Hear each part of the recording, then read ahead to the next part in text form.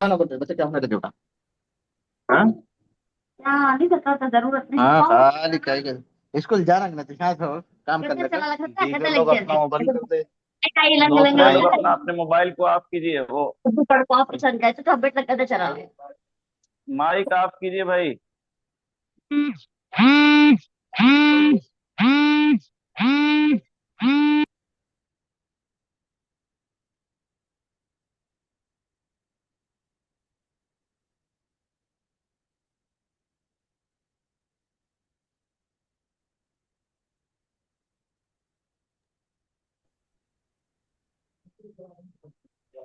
हाँ।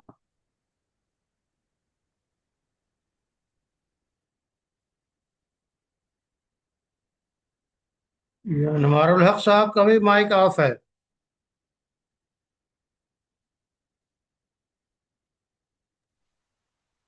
चलिए अभी ठीक। अस्सलाम वालेकुम रहमतुल्लाहि व बरकातहू। अभी आ रही होगी आवाज? जी हाँ, आवाज आ रही है। वरहमतुल्लाहि वबरकातुहू। बिस्मिल्लाहिर रहमानिर रहीम।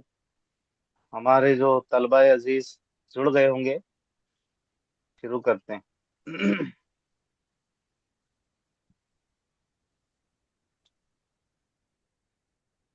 आज का जो हमारा उन्वान है वो आईन हिंद या दस्तूर हिंद का तारुफ और उसका एक मुख्तसर सा खाका, तारुफी खाका तलबा अजीज के सामने रखा जा रहा है। क्योंकि इसकी ज़रूरत, इसकी इफादियत कि इतनी मालूमात हम लोग को कम अज़ कम रहे हमारे अपने मुल्क के अजीज़ के दस्तूर से मुताल्लिक, और फी ज़मानिना वो ज़रूरत और अशद हो जाती है। इसलिए कि इस वक्त हमारे सामने मौजूदा हालात बतला रहे हैं कि किस तरह से संविधान, दस्तूर या आइन, अंग्रेजी में जिसको कॉन्स्टिट्यूशन कहते हैं, तो इसको पामाल किया जा रहा है या इसकी बाज जो शिक़ें हैं उससे मुतारिज बहुत सारे कवानीन बनाए जा रहे हैं। बहरहाल, चूंकि भारत का आइन, हिंदुस्तान का आइन, दस्तूर हिंद आप उसको कह लीजिए, ये दुनिया का सबसे बड़ा आइन है। और तलबा से मैं कहूँगा, हमारे जो स्टूडेंट्स जुड़े हुए हैं वो कागज कलम लेकर बैठे, जहां उनको बहुत ज्यादा जरूरी लगता है तो उसको नोट डाउन कर लें। तो बात यह अर्ज की जा रही थी कि दुनिया का सबसे बड़ा जो आइन है, दस्तूर है, वो भारत का आइन है, हिंदुस्तान का आइन, जिसके अंदर 395 दफात हैं। और दफात को आर्टिकल्स कहते हैं। ये जो आप सुनते होंगे, आर्टिकल 24, आर्टिकल 19, आर्टिकल 15, आर्टिकल 14, तो ये दफात हैं। अंग्रेजी में दफात को आर्टिकल्स कहते हैं। बहरहाल, तो दुनिया का जो सबसे बड़ा आइन है वो हिंदुस्तान का आइन है, जिसके अंदर 395 दफात है। इसको तो आप लिख लीजिए, 395, 395 दफात पर मुश्तमल हमारे भारत का आइन है, जिसके अंदर 103 मरतबा अब तक तरमीमात की गई। तरमीमात ये उसके अंदर, यानी जो नफ्स आर्टिकल को न छेड़ते हुए उसके ज़िमन में हालात के पेश नज़र, मुल्क के बदलते हुए बहुत सारे जो तकाजे हैं उसके पेश नज़र, उसमें तरमीमात की गुंजाइश रखी गई है। तो अब तक 103 तरमीमात की गई है। बस उसका नाम दे दिया जाता है अलिफ बा ता, जैसे होता है ABCD, इस तरह से, या 1 2 3 कर दिया जाता है उसको। उसी दफा के अंदर कुछ तरमीम करते हुए उसको 1 2 3 से ताबीर कर लेते हैं। इसी तरह पूरे संविधान को, पूरे दस्तूर को, पूरे आइन को, जिसके अंदर 395 दफात हैं, 22 हिस्सों में तकसीम किया गया है। ये याद रखें इसको। 395 दफात हैं, 103 मरतबा अब तक तरमीम किया गया है और 22 हिस्सों में इसको तकसीम किया गया है। 22 हिस्सों में तकसीम शुदा हमारा मुल्क का दस्तूर है, आइन है। हर हिस्से में कुछ दफात हैं, वो उससे मुतालिक कर दी गई और हर हिस्से का एक खास उन्वान है। तो बहरहाल हम उसके बाज हिस्सों के बाज दफात पर इंशाअल्लाह ताला गुफ्तगू करेंगे, लेकिन उससे पहले जरूरी है कि हम अपने मुल्क अजीज के आइन और दस्तूर की तारीख को समझ लें। हम सब जानते हैं 15 अगस्त 1947 को मुल्क आज़ाद हुआ। बड़ी मेहनतों से हुआ, काविशों से हुआ, कुर्बानियों से हुआ, शहादतों से हुआ। 15 अगस्त 1947 को मुल्क आज़ाद हुआ, लेकिन मुल्क के आज़ाद होने से पहले ही आज़ादी के आसार मंडरा रहे थे। बल्कि 1946 में ब्रिटिश गवर्नमेंट ने, अंग्रेजी हुकूमत ने ये तय भी कर लिया था कि अब आज़ादी करीब है आप लोगों की, और बहुत सारे मुआहदात उसी वक्त से शुरू हो चुके थे। इसकी अपनी एक तारीख है, मुझे इस वक्त उसको जिक्र नहीं करना है। 1947 से पहले ही फिर एक आइन साज असेंबली बनाई गई।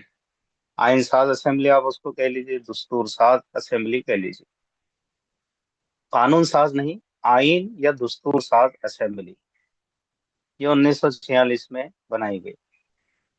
ये दस्तूर साज असेंबली मुंतखब नुमाइंदों पर मुश्तमिल थी। इसके अंदर इस असेंबली में मुस्लिम्स, नॉन मुस्लिम्स, मुसलमान, गैर मुसलमान सभी लोग शरीक थे। लेकिन इस वक्त ये बात काबिल जिक्र यकीनन रहेगी कि इसमें नुमाया तौर पर मुस्लिम शख्सियतें थीं, और वो जो थीं उनके नाम मैं आपके सामने रख रहा हूँ। तलबा अजीज इसको नोट डाउन कर सकते हैं कि 1946 में जो आइन साज असेंबली बनी, उसके अंदर जो नुमाया मुस्लिम शख्सियात थीं, उनमें मौलाना अबुल कलाम आज़ाद, बैरिस्टर आसिफ अली खान साहब थे, खान अब्दुल गफ्फार खान साहब थे, मोहम्मद सादुल्ला साहब थे, अब्दुल रहीम चौधरी साहब थे, बेगम एजाज रसूल थी, मौलाना हिफ्जुर रहमान सिवहारवी रहमतुल्लाहि अलैह। ये भी कितना बुलंद और ऊंचा मकाम है। अहले इल्म और उलमा इकराम, उलमा हजरात, आप हजरात इस वक्त मेरी मुराद हैं, बखूबी जानते हैं कि इनका क्या मकाम व मर्तबा और कोशिश और काविशें हिंदुस्तान की आज़ादी के लिए रही है। ऐसे ही मौलाना हजरत मूहानी। तो जो आइन साज असेंबली बनी कि अब ये मुल्क आज़ाद हुआ है, तो मुल्क का एक दस्तूर होता है, एक आइन होता है जो उसके लिए रीढ़ की हड्डी का काम देता है, बैकबोन का काम देता है। किसी मुल्क को चलाने के लिए कॉन्स्टिट्यूशन, संविधान, दस्तूर जरूरी होता है, लाजिम। उसके बगैर कोई मुल्क चल ही नहीं सकता। जैसे किसी भी निज़ाम के लिए बुनियादी उसूल जो हैसियत रखते हैं, आप उसको भी उसका कॉन्स्टिट्यूशन या संविधान या दस्तूर कह सकते हैं। इदारा हो, कोई फर्म हो, कोई कोऑपरेटिव सोसाइटी हो, कोई यूनियन हो, बहरहाल उसके लिए जरूरी होता है कि उसका अपना एक लाही अमल बने, आप उसको दस्तूर से भी ताबीर कर सकते हैं। तो मुल्क के लिए जो रीढ़ की हड्डी और हैसियत रखता है, रीढ़ की हड्डी की हैसियत रखता है, उसको आइन या दस्तूर कहेंगे। अब इस दस्तूर को बनाने के लिए, आइन को बनाने के लिए जो दस्तूर साज असेंबली बनी, तो उसमें नुमाया तौर पर जो मुस्लिम शख्सियात थी उनके नाम मैंने आपके सामने रखे हैं। आइन साज असेंबली बनने के बाद अब आइन को तरतीब देने के लिए, मुरतब करने के लिए एक ड्राफ्टिंग कमेटी बनाई गई। दोनों में फर्क है, आइन साज असेंबली अलग और ड्राफ्टिंग कमेटी अलग। आपके जहन में एक नाम गर्दिश कर रहा होगा, यकीनन ड्राफ्टिंग कमेटी इस उन्वान के बाद आपको तसल्ली हो जाएगी कि वो नाम आ गया है। जब ये ड्राफ्टिंग कमेटी बनाई गई तो ये 7 अराकीन पर मुश्तमिल थी, जिसके चेयरमैन बइत्तेफाक राय डॉक्टर भीमराव अंबेडकर साहब, जिनको डॉक्टर बाबा साहेब अंबेडकर भी कहा जाता है, ये उसके चेयरमैन बनाए गए। तो याद रखें कि ड्राफ्टिंग कमेटी के चेयरमैन थे डॉक्टर भीमराव अंबेडकर साहब। इस ड्राफ्टिंग कमेटी को संविधान, दस्तूर, आइन ड्राफ्ट करके आइन साज असेंबली के सामने पेश करना था। तो बहरहाल ड्राफ्टिंग कमेटी ने इस काम को संभाला और जनाब डॉक्टर बाबा साहेब अम्बेडकर इसके चेयरमैन थे। तो उनकी निगरानी में इस कमेटी ने ड्राफ्ट किया मुल्क के दस्तूर को, और फिर इस कमेटी ने 26 नवंबर 1949 को दस्तूर साज असेंबली के सामने मुरतबा दस्तूर और आइन को पेश किया। मैंने फिर से, मैं इसको रिपीट करूंगा, मैंने अर्ज किया था कि 395 दफात हैं, तो 395 दफात पर मुश्तमिल 22 हिस्सों में तकसीम शुदा मुल्क के दस्तूर और आइन को 26 नवंबर 1949, ये याद रखें, 26 नवंबर 1949 को दस्तूर साज असेंबली को ड्राफ्टिंग कमेटी ने पेश किया, यानी डॉक्टर बाबा साहेब अम्बेडकर और उनकी टीम ने पेश किया। फिर असेंबली ने उसको पास किया और उसके बाद 26 जनवरी 1950 से इस पर ताईदी मोहर लगाकर इसको मुल्क भर में नाफिज किया गया। 26 जनवरी 1950 यानी 26 नवंबर 1949 को मुकम्मल हुआ काम, सर्टिफाइड हुआ,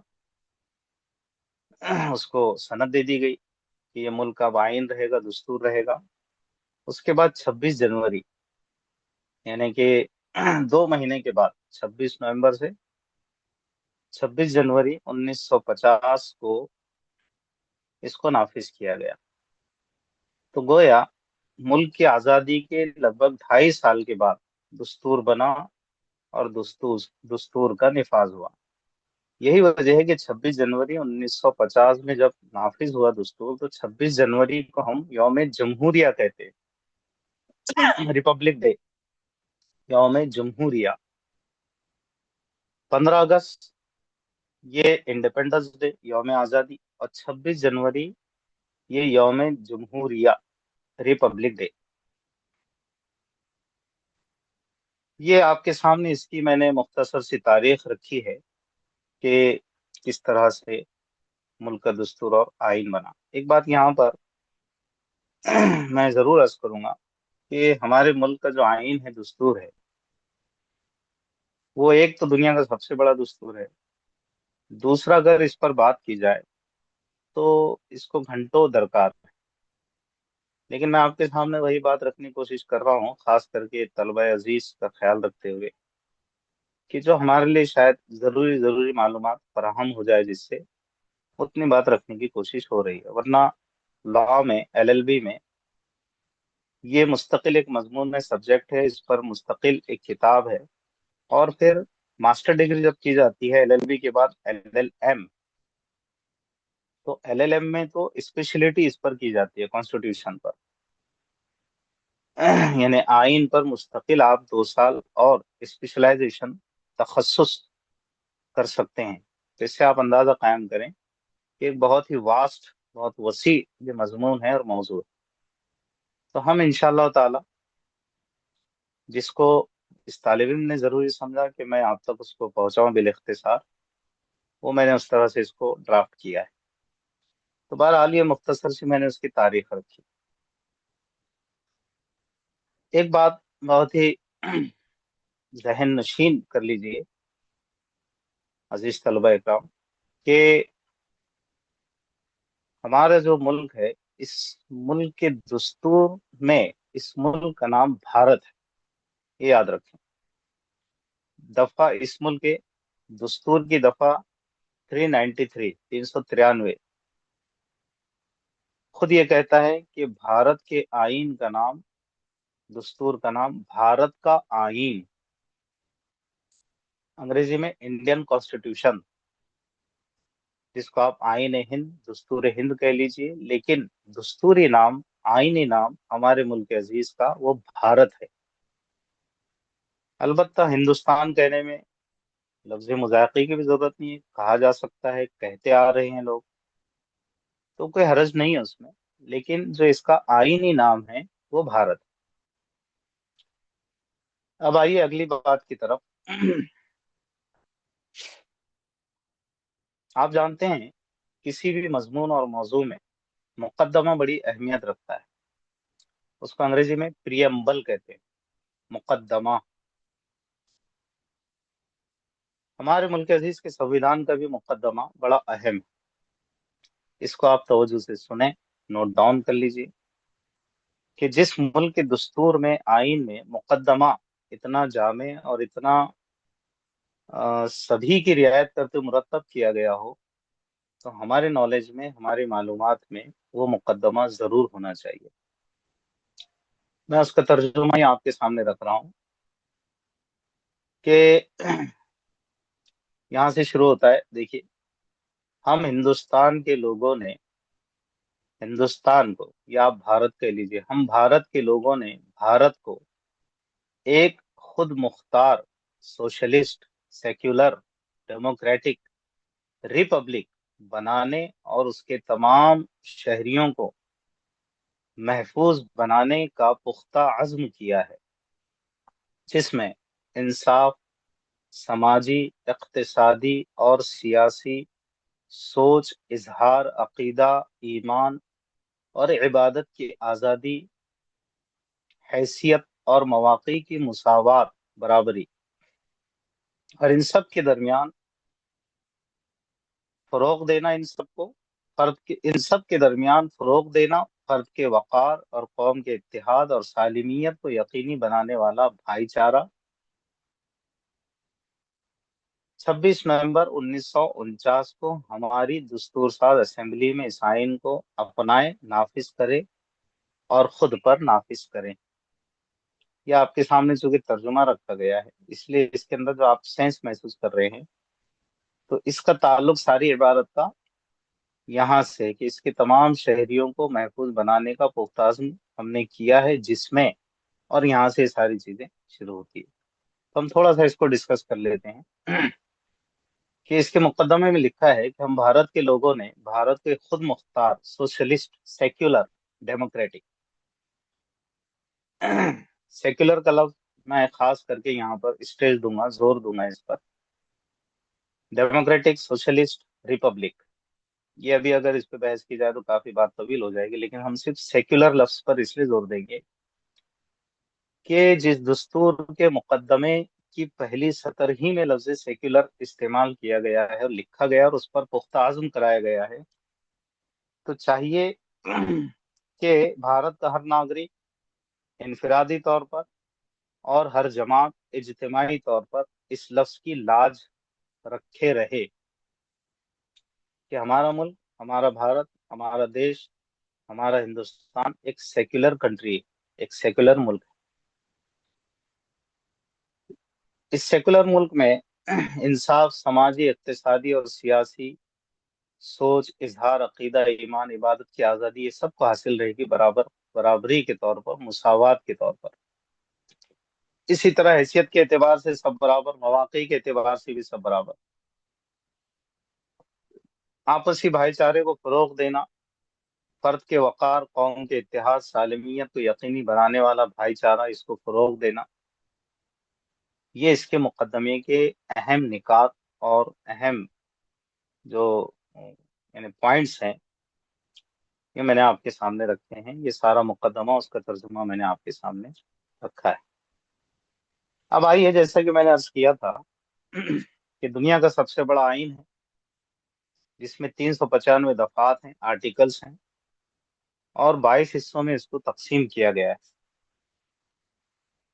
22 हिस्सों को अगर डिस्कस करें तो मैं समझता हूँ कई घंटे दरकार होंगे, और कई इस तरह की हमारी मीटिंग्स हमको दरकार होगी, और उतना हमको इस वक्त उसकी तफसीलात में जाना भी नहीं है।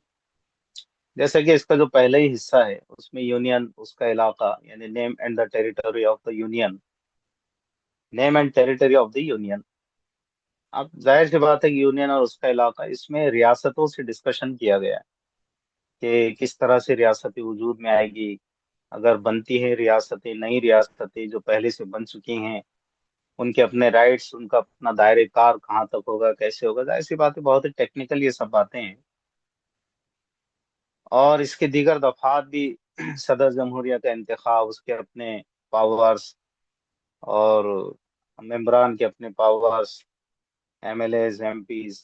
तो ये पूरे मुल्क का एक जो स्ट्रक्चर होता है मुल्क चलाने के लिए इंतजामी, तो उससे डिस्कशन किया गया है बहुत सारे हिस्सों में।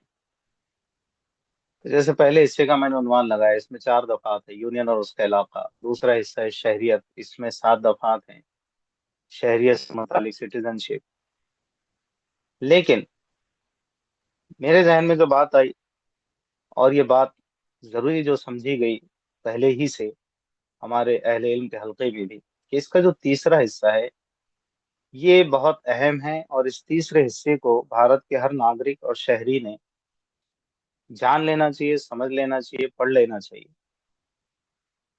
बकदरे जरूरत। जिसके अंदर इस तीसरे हिस्से में बुनियादी हुकूक का जिक्र किया गया, फंडामेंटल राइट्स, कि भारतीय होने के नाते, हिंदुस्तानी होने के नाते, इस मुल्क अजीज के एक शहरी होने के नाते हमारे क्या फंडामेंटल राइट्स हैं, हमारे क्या बुनियादी हुकूक हैं। इसमें 42 दफात हैं कुल, और आर्टिकल 12 से लेकर आर्टिकल 51, यानी आर्टिकल 12 से लेकर आर्टिकल 51 तक इन बुनियादी हुकूक, फंडामेंटल राइट्स की दफात का जिक्र मिलेगा आपको। और उनमें से भी बहुत सारी ऐसी दफात हैं जिसका जान लेना मौजूदा हालात में बहुत जरूरी है। तो मैं आपके सामने वही आर्टिकल्स और उससे मुतालिक कुछ बातें रख रहा हूँ। तलबा अजीज से दरख्वास्त है कि वो, जरूरी तो सभी को समझे, लेकिन जहां उनको लगता है कि इसको बिल्कुल नोट डाउन कर लेना चाहिए तो उसको नोट डाउन कर लीजिए। मैंने अर्ज किया कि बुनियादी हुकूक, फंडामेंटल राइट्स, ये तीसरे हिस्से में जो शुरुआत होती है हक़ मुसावात, इक्वलिटी बिफोर लॉ, बुनियादी हुकूक, और बुनियादी हुकूक में हक़ मुसावात, ये आर्टिकल 14, आर्टिकल 12, 13 में आपको बुनियादी हुकूक के बास पहलू मिलेंगे। इस वक्त मैं और आगे बढ़कर आपको शुरू कर रहा हूँ आर्टिकल 14, जिसका हवाला आपने कई बार बयानात में, तकारीर में, या जहां कहीं अपने दस्तूरी हक का इजहार किया जाता है, मुस्लिम शख्सियत की तरफ से हो या हिंदुस्तान के और किसी इंसान पसंद शख्सियत की तरफ से हो, तो आर्टिकल 14 का जिक्र जरूर करता है। इक्वेलिटी बिफोर लॉ, हक मुसावात, कानून की निगाह में सब बराबर है। आर्टिकल 14 क्या कहता है, इसको सुने। आर्टिकल 14 कहता है, रियासत किसी भी शख्स को कानून के सामने मुसावात या भारत की सरजमीन के अंदर कवानीन के मुसावी तहफ़्फ़ुज़ से इनकार नहीं करेगी। रियासत, स्टेट, यानी स्टेट, रियासत, इसको हम समझे, रियासत हम समझते हैं जैसे भाई महाराष्ट्र एक रियासत है, उत्तर प्रदेश एक रियासत है। आपको जब संविधान में, दस्तूर में ये लफ्ज मिलेगा तो इसको आप अंग्रेजी में देखोगे, पढ़ोगे, स्टेट का लफ्ज आता है। स्टेट से मुराद होता है यहाँ पर कि मुल्क, स्टेट यानी मुल्क, रियासत से मुराद मुल्क। तो अब मुल्क की सरकारें बदलती जाएगी, आज कोई है कल कोई और रहेगा। پہلے کوئی اور تھا. بہرحال یہ ایک نظام ہے جو چل رہا ہے. لیکن جو سنویدھان ہے، جو دستور ہے، ملک کی حکومت چاہے جو ہو، حکومت کو کیا کہہ لیں آپ اس کو، بنیاد نہ بنا کر ملک کو بنیاد بنایا گیا ہے، ریاست کو بنیاد بنایا گیا ہے.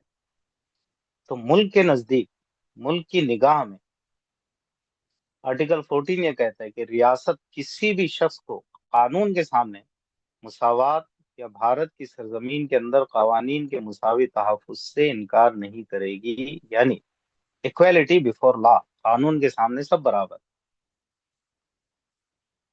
نہ دھرم کی بنیاد پر، مذہب کی، نہ نسل کی بنیاد پر، نہ پیشوں کی بنیاد پر، نہ اور کسی جو تفاوت پیدا کر سکے باہمی. ان بنیادوں پر لا کے سامنے، قانون کے سامنے کوئی اس میں تفریق نہیں کی جائے گی، بلکہ جب قانون کی بات آئے گی تو قانون کی نگاہ میں سب برابر سمجھے جائیں گے. ایکویلٹی بیفور لا کہتے ہیں اس کو، آرٹیکل 14. اب آپ موجودہ حالات میں سمجھیں کہ اس کا حوالہ ہم کو کیوں زیادہ دینا پڑتا ہے. مائنورٹی کو، مسلمان آپ کہہ لیجئے، ہمارے ساتھ اور بھی ملک عزیز کی جتنے مائنورٹیز ہیں، اقلیتیں ہیں، ان کو آرٹیکل 14 کا سہارا یا حوالہ بہت کثرت سے دینا پڑتا ہے یا پڑ رہا ہے. اس لیے کہ ایکویلٹی بیفور لا، قانون کی نگاہ میں سب برابر اگر ہوں تو شاید اس کا حوالہ زیادہ نہ دینا پڑے. تو آرٹیکل 14 یاد رکھیں، بہت اہم ہے. اس کے بعد ہم بڑھتے ہیں آرٹیکل 15 کی طرف، دفعہ 15. آرٹیکل 15 میں دو شقیں ہیں، بلکہ اور کچھ تفصیل ہے.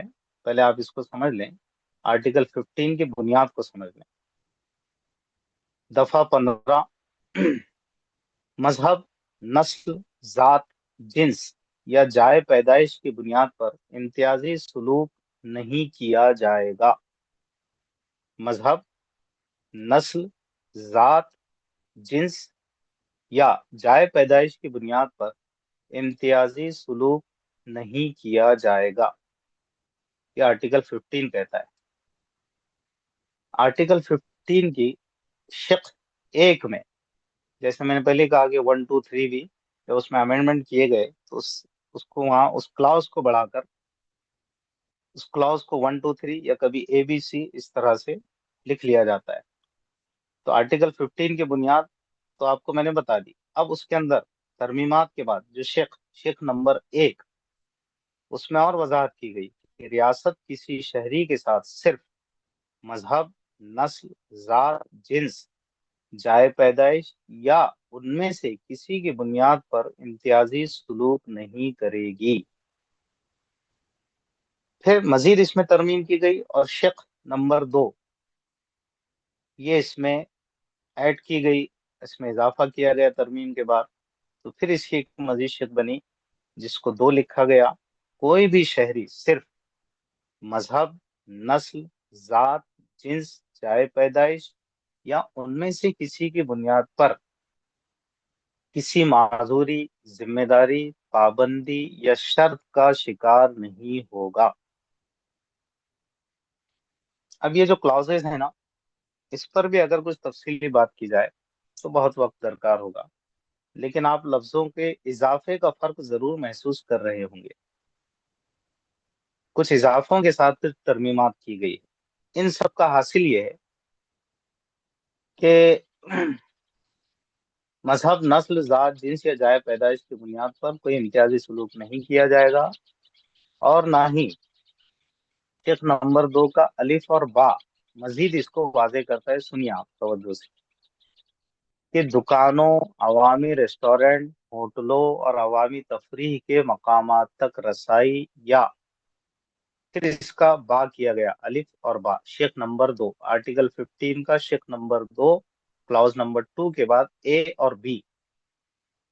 اے میں ہے دکانوں، عوامی ریسٹورنٹس، ہوٹلوں اور عوامی تفریح کے مقامات تک رسائی یا کنووں، ٹینکوں، حمام کے گھاٹوں، سڑکوں اور عوامی تفریحی مقامات کا استعمال مکمل یا جزوی طور پر ریاستی فنڈ سے برقرار رکھا گیا ہے یا عام لوگوں کے لیے وقف ہے، اس سے استفادہ کرنا یا اس کو انجوائے کرنا، یہ میں آپ کو فہمائشی طور پر طلبہ کے سامنے یہ لفظ استعمال کر رہا ہوں فہمائش کے لیے، کہ یہ ساری چیزوں کا اس کو برابر کا ادھیکار رہے گا۔ بھارت کا ہر ناگرک جب وہ انڈین ہے، بھارتیہ ہے، ہندوستانی ہے، تو یہ سارے اس کے بنیادی رائٹس رہیں گے۔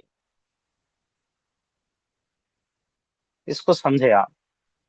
اب یہ جو میں نے آپ کو پڑھ کر سنایا بتایا، ہوٹلیں ہوں، ریسٹورینٹس ہوں، عوامی تفریح گاہیں ہوں، سڑکوں کا استعمال ہو، کنوؤں کا استعمال ہو، ٹینکوں کا ہو، اگرچہ یہ پھر اس کی تفصیلات بنتی ہے کہ کس طرح اور کیا، لیکن چونکہ ابھی ہم صرف اس کو ایک موٹا موٹا جس کو کہتے ہیں سمجھنے کی کوشش کر رہے ہیں کہ آرٹیکل 15 کے تحت مذہب، نسل، ذات، جنس یا جائے پیدائش کی بنیاد پر ہم سے امتیازی سلوک نہیں کیا جائے گا، تو پھر ہمارا یہ حق ہے، ہمارا یہ بنیادی ادھیکار ہے، ہمارے دستوری حق ہے آرٹیکل 15 کے تحت کہ ہماری اپنی ہوٹلیں، ہمارے اپنے ریسٹورینٹس، ہمارے اپنے تفریح گاہوں میں جانا یا کسی بھی مقام پر جانا یا سڑکوں پر یا ملک عزیز کے وہ سارے مقامات، تفریحی مقامات جو جزوی طور پر ریاستی فنڈ سے ہو یا کلی طور پر ہو یا کسی نے اس کو ڈیڈیکیٹ کیا ہو، ان سب سے استفادہ کرنا بحیثیت ایک بھارتی ناگرک یہ ہمارا بنیادی حق ہے آرٹیکل 15 کے تحت۔ یہ میں اس کا خلاصہ آپ کے سامنے رکھ رہا ہوں۔ چنانچہ ہوٹلوں پر، ریسٹورینٹس پہ یہ لکھ دینا کہ یہ فلاں کی ہوٹل ہے یہاں نہ جائے، یہ فلاں کی ہوٹل ہے یہاں نہ جائے، یہ غیر دستوری عمل ہے، غیر دستوری ہے تو غیر قانونی بھی ہوا، اس لیے کہ دستور تو قانون کی بنیاد ہے، قانون قوانین بنیں گے ہی دستور کی بنیاد پر۔ یہیں پر اگر اضافی طور پر عرض کر دیا جائے تو بیجا نہ ہوگا، یقیناً نقطے سے خالی نہ ہوگا کہ قوانین، یہ جو بات میں نے عرض کی ہے، قوانین بنیں گے دستور کی بنیاد پر، دستور کے آئینے میں، دستور کی رہنمائی میں، دستور سے ٹکراؤ ان کا نہیں ہو سکتا۔ وہ قانون جو دستور سے ٹکرائے وہ قانون خود غیر قانونی ہوگا۔ تو اس وقت جو آپ سن رہے ہیں، دیکھ رہے ہیں کہ جو قانون بنایا گیا ہے وقف کو لے کر، اوقاف کی جائیدادوں کو لے کر، تو اس کو ہم سنویدھان یا دستور اور آئین ہی کی بنیاد پر غیر قانونی کہہ رہے ہیں، غیر دستوری آپ کہہ لیجیے اس کو، وہ قانون مانا ہی نہیں جائے گا اس لیے کہ وہ غیر دستوری قانون بنا ہے۔ تو ایک بات یاد رکھیں کہ دستور کو کوئی ٹچ نہیں کر سکتا، اس کی بنیادوں کے خلاف جا کر، اس کے اگینسٹ جا کر کوئی قانون بنے گا تو وہ قانون نہیں کہلائے گا، اگرچہ کہ اس کو اسمبلی میں پاس کر دیا جائے، اگرچہ کہ اس کو پارلیمنٹ میں پاس کر دیا جائے، حکومت اپنے نمبروں کی بنیاد پر، تعداد کی بنیاد پر اگر اس کو پاس کر لیتی ہے تو ٹھیک ہے، وہ وقتی طور پر ایک بل پاس ہو کر کے اگر موجودہ سرکار اس وقت کی جو بھی ہو اگر اس کا ہی اپنا صدر جمہوریہ اور وہ اس پہ دستخط بھی کر لے تو وہ ایکٹ ضرور بن جاتا ہے، لیکن ابھی ہمارے لیے آن دا بیسس آف کانسٹیٹیوشن، دستور کی بنیاد پر ہم اس کو چیلنج کر سکتے ہیں کورٹ میں، اور ابھی وقف بل کو، وقف ایکٹ کو لے کر ہم نے یہی راستہ اختیار کیا ہوا ہے کہ پھر ہم نے اس کو سپریم کورٹ میں چیلنج کیا۔ اب سپریم کورٹ اس کو کانسٹیٹیوشن کی روشنی میں، ملک کے آئین کی روشنی میں جانچ رہا ہے، تول رہا ہے، اور اب تک الحمدللہ جو فیڈ بیکس آئے ہیں کورٹ کی طرف سے، جس طرح کے ججمنٹس تو نہ کہہ لیں آپ اس کو، وقتی طور پر جو راحتیں مل رہی ہیں وہ آئین کے مطابق مل رہی ہے، دستور کے مطابق مل رہی ہے۔ یوں کہہ لیجئے کہ جو ہمارا اسٹینڈ ہے قانونی یا جو ہمارا اسٹینڈ ہے دستوری آئینی، اس کے مطابق ہم کو کورٹ سے راحتیں مل رہی ہے الحمدللہ۔ اللہ کی ذات سے امید ہے کہ مستقبل میں بھی انشاءاللہ ایسے ہی ہوگا، اللہ کرے۔ بہرحال یہ میں نے آرٹیکل 15 آپ کے سامنے رکھا۔ اس کے بعد آگے بڑھتے ہیں کہ آرٹیکل 15 کی شق نمبر 1، نمبر 2 کا اے اور بی، ایسے ہی आर्टिकल 15 ही की शेख नंबर 3 है और शेख नंबर 4, शेख नंबर 5, ये सब आप सुन लीजिए इसको तवज्जो से। आर्टिकल 15 की 5 शेखें हैं, 2 मैंने आपके सामने रखी, दूसरे का अलिफ और बा भी आपके सामने रखा। अब आर्टिकल 15 की शेख नंबर 4 पर हम आ रहे हैं। शेख नंबर 4 का एक लिखा है इस आर्टिकल में, आर्टिकल 29 की शेख नंबर 2 में कोई भी चीज रियासत को शहरियों के समाजी और तालीमी तौर पर पसमानदा तबकात या दर्ज फहरिस्त जातों और दर्ज फहरिस्त कबाइल की तरक्की के लिए कोई खास बंदोबस्त करने से नहीं रोकेगी। आर्टिकल 15 बहुत अहम है, याद रखें। 14 तो मैंने कहा है कि इक्वलिटी बिफोर लॉ, लेकिन आर्टिकल 15 मजहब, नस्ल, जात, जिन्स या जाए पैदाइश की बुनियाद पर इम्तियाजी सलूक नहीं किया जाएगा। इसकी शेक नंबर 4 को हम डिस्कस कर रहे हैं, उसका 1, शेक नंबर 4 का 1। इस आर्टिकल में आर्टिकल 29 की शेक नंबर 2, आर्टिकल 29 पर जिस वक्त हम आएंगे इस वक्त उसको उससे मुताबिक कर लेंगे इंशाल्लाह।